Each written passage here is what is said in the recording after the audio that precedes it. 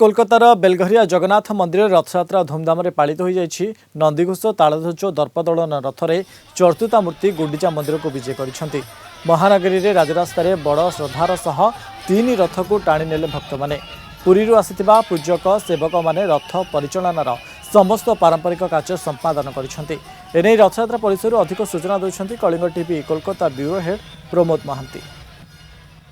कोलकातार बेलघरिया रथयात्रा उत्सव आम देखा पाँच एक जनस्रोत परिणत होती पूर्वर आम जानते रथयात्रा को शुभारंभ चैतन्य देव महाप्रभु करते अंचल नाम हो रथतला भाव परिचित और परवर्ती पर्यायर आज एक विशाल रूप नहीं समयोपयोगी रथयात्रा पूर्वर गोटे रथ होते सुधा बर्तमान देखा पाँच 3टी रथ हो जगन्नाथ बलभद्र देवी सुभद्रा और महाप्रभु सुदर्शन यही रथ में विराजमान कर एक भिन्न परिमंडल सृष्टि होती विभिन्न अंचल विशेषकर ओडिशार अंचल लोकनृत्य परिवेशन होती विभिन्न नृत्य परिवेशन मध्य मध्य यही रथयात्रा चलुची एक यही साधारण लोक मान आरंभ कर पर्यटक माने संस्कृति प्रेमी माने स्वतः प्रभुत भाव यही रथयात्रा उपस्थित होती आम देखा जन प्लावन सृष्टि होती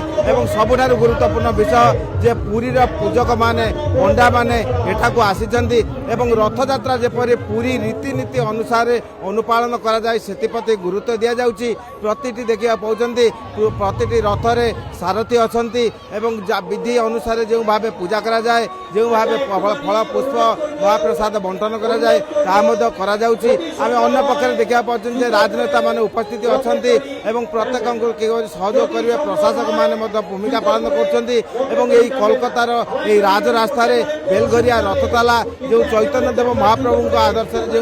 रथयात्रा अनुष्ठित होती कार्यत यही रथयात्रा एक भिन्न रूप नहीं जो कि जगन्नाथ संस्कृति को परिप्रकाश सहित एक वसुधैव कुटुंबकम वार्ता यही रथयात्रा देउछि। कोलकाता वीडियो जर्नालिस्ट सबन जिसान प्रमोद महांती कलिंग टीवी।